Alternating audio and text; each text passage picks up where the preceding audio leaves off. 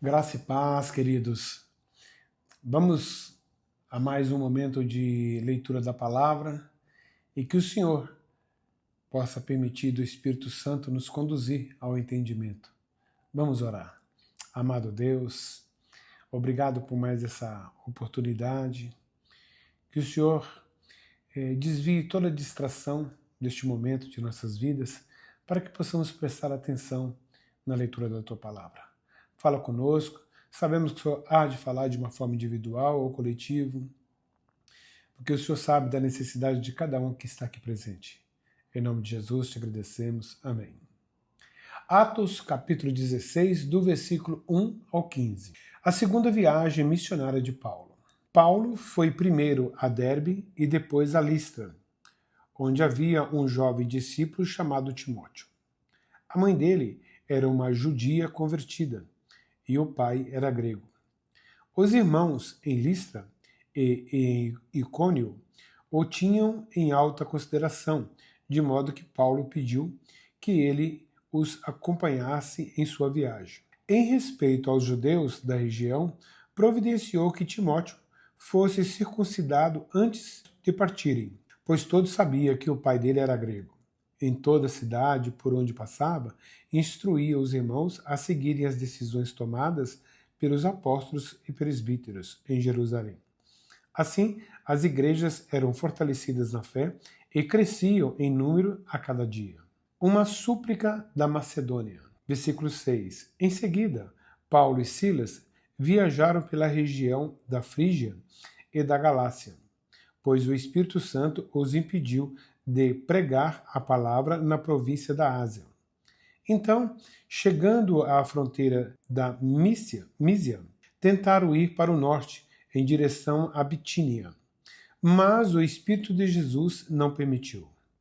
Assim, seguiram viagem pela Mísia até o porto de Troade. Naquela noite, Paulo teve uma visão na qual um homem da Macedônia em pé lhe suplicava: venha para a Macedônia e ajude-nos. Então decidimos partir de imediato para a Macedônia, concluindo que Deus nos havia chamado para anunciar ali as boas novas. Lídia de Filipos crê em Jesus. Embarcamos em Troade e navegamos diretamente para a ilha de Samotrácia.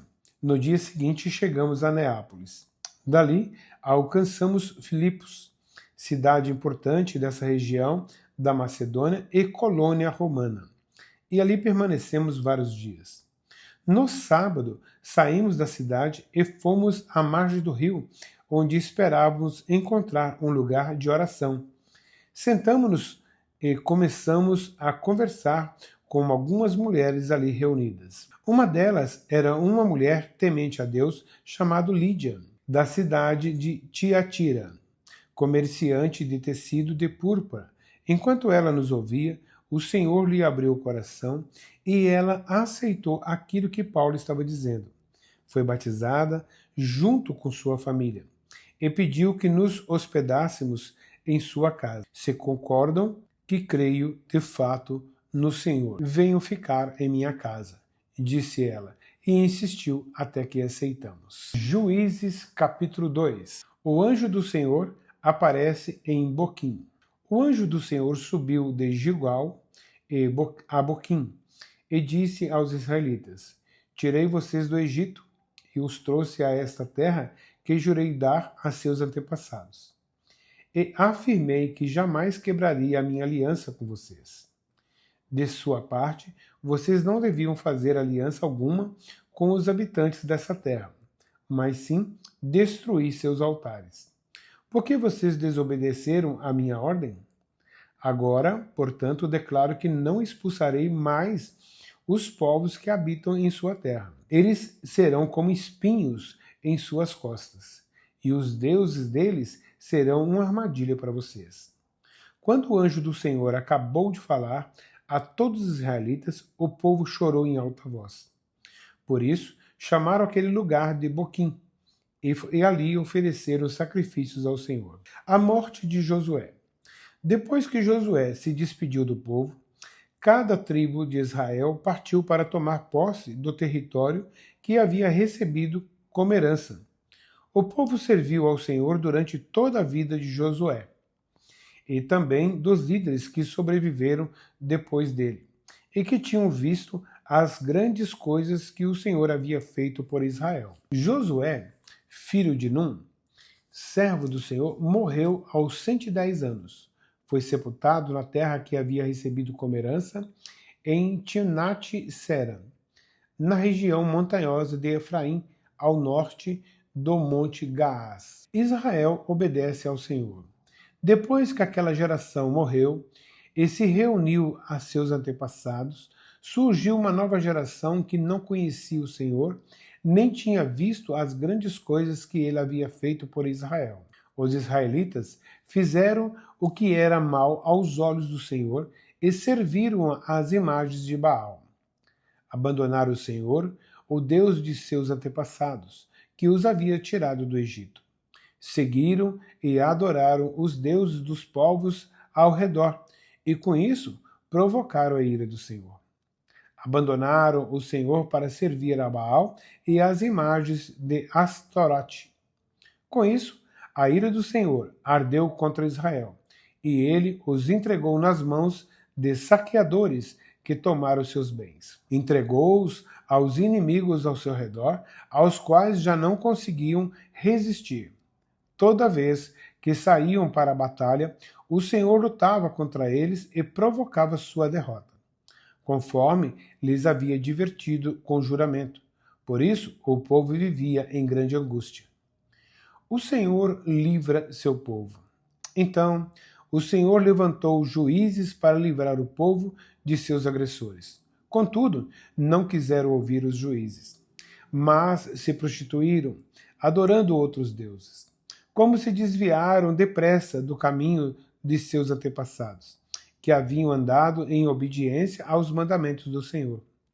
Sempre que o Senhor levantava um juiz sobre os israelitas, o Senhor estava com ele e livrava o povo de seus inimigos, enquanto o juiz vivia. Pois o Senhor tinha compaixão de seu povo, que sofria sob o peso da aflição provocada por seus opressores. Quando o juiz morria, porém, eles voltavam a seus caminhos corruptos e se comportavam ainda pior que seus antepassados. Seguiam outros deuses, servindo-os e adorando-os. Não abandonavam suas práticas perversas e seus caminhos teimosos. Por isso, a ira do Senhor ardeu contra Israel, disse ele: uma vez que este povo violou a minha aliança, que fiz com seus antepassados, e não me deu ouvidos, não expulsarei mais as nações que Josué deixou por conquistar quando morreu.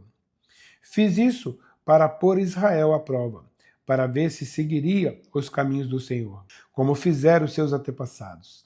Assim, o Senhor deixou aquelas nações na terra, não as expulsou de imediato, nem permitiu que Josué conquistasse todas elas. Juízes capítulo 3. As nações que ficaram em Canaã. Estas são as nações que o Senhor deixou na terra para pôr à prova os israelitas que não haviam participado das guerras em Canaã. Ele fez apenas para dar treinamento de combate às gerações de israelitas que não tinham experiência no campo de batalha. Estas são as nações: os filisteus com seus 5 governantes, todos os cananeus, os sidônios e os heveus, que habitavam nos montes do Líbano, desde o monte Baal-Hermon até Lobamate. Esses povos foram deixados para pôr Israel à prova, para ver se obedeceriam aos mandamentos que o Senhor tinha dado a seus antepassados por meio de Moisés. Assim, os israelitas viveram entre os cananeus, os hititas, os amorreus, os fariseus, os heveus e os jebuseus. Casaram-se com as filhas deles e deram suas filhas em casamento aos filhos deles e serviram aos deuses deles. Otoniel se torna juiz de Israel. Os israelitas fizeram o que era mal aos olhos do Senhor, esqueceram do Senhor, seu Deus, e serviram às imagens de Baal e aos postes de Aserá. Então a ira do Senhor se acendeu contra Israel, e ele os entregou a Cusã-Risataim, rei de Aram-Taim. E os israelitas serviram a Cusã-Risataim, e durante 8 anos. Mas, quando os israelitas pediram socorro ao Senhor, ele levantou o libertador para salvá-los. Chamava-se Otoniel, filho de Kenaz, irmão mais novo de Caleb. O Espírito do Senhor veio sobre Otoniel, e ele se tornou juiz de Israel. Otoniel guerreou contra Cusã-Risataim, rei de Aram, e o derrotou, pois o Senhor o entregou em suas mãos. Houve paz na terra durante 40 anos, até a morte de Otoniel, filho de Kenaz. Eude se torna juiz de Israel. Mais uma vez, os israelitas fizeram o que era mal aos olhos do Senhor. Por isso, o Senhor deu a Eglon, rei de Moabe, poder sobre Israel. Eglon se aliou com os amonitas e os amalequitas, atacou e derrotou Israel e conquistou Jericó, a cidade das palmeiras. Os israelitas serviram a Eglon, rei de Moabe, durante 18 anos. Mas, quando os israelitas pediram socorro ao Senhor, ele levantou o libertador para salvá-los. Chamava-se Eude, homem canhoto, filho de Gera, da tribo de Benjamim. Os israelitas encarregaram Eude de entregar o tributo a Eglon, rei de Moabe. Eude fez um punhal de 2 gumes, com cerca de 40 centímetros de comprimento, e prendeu a arma na coxa direita, onde ficou escondida debaixo da roupa. Levou o tributo a Eglon, rei de Moabe, que era muito gordo. Depois de entregar o pagamento, Eude partiu com os homens que havia ajudado a carregar o tributo. Quando Eude chegou aos ídolos de pedra, perto de Gilgal, deu meia volta, apresentou-se diante de Eglon e disse: Tenho uma mensagem secreta para o Senhor, ó rei. Eglon ordenou: Não fale ainda, e mandou todos os seus servos saírem. Eude se aproximou de Eglon, que estava sentado sozinho na sala do andar superior, um ambiente mais fresco, e disse: Tenho uma mensagem de Deus para o Senhor. O rei Eglon se levantou, e Eude, com a mão esquerda, puxou o punhal de sua coxa direita e o cravou na barriga de Eglon. O punhal foi tão fundo que seu cabo desapareceu sob a gordura do rei. Por isso, Eude não tirou o punhal, e as fezes do rei vazaram. Então Eude fechou e trancou as portas da sala e saiu pelo pórtico. Depois que Eude saiu, os servos do rei voltaram e encontraram trancadas as portas da sala, no andar superior. Pensaram que ele estivesse usando o banheiro privativo. Por isso, esperaram. Mas, como depois de muita demora o rei não saiu, ficaram preocupados e pegaram a chave. Quando abriram a porta, encontraram seu senhor caído no chão morto. Enquanto os servos esperavam, Eude escapou e passou pelos ídolos da pedra a caminho de Seirá. Quando chegou à região montanhosa de Efraim, tocou a trombeta, chamando o povo para guerrear. Os israelitas desceram aos montes com Eude à frente. Ele disse: Sigam-me, pois o Senhor entregou Moabe, seu inimigo, em suas mãos. Os israelitas o seguiram e assumiram o controle dos pontos mais rasos do Jordão, onde se atravessava para Moabe, e não deixaram ninguém passar. Eles atacaram os moabitas e mataram cerca de 10.000 de seus guerreiros mais fortes e valentes. Nenhum deles escapou. Naquele dia, Israel derrotou Moabe e houve paz na terra durante 80 anos. Sangar se torna juiz de Israel. Depois de Eude, Sangar, filho de Anate, libertou Israel. Certa vez, ele matou 600 filisteus com um ferrão e de conduzir bois. Jó, capítulo 34. Eliú acusa Jó de arrogância. Então Eliú disse: Ouçam-me, vocês que são sábios. Preste atenção, vocês que têm conhecimento. Jó disse: O ouvido prova as palavras que ouve, assim como a língua distingue os sabores.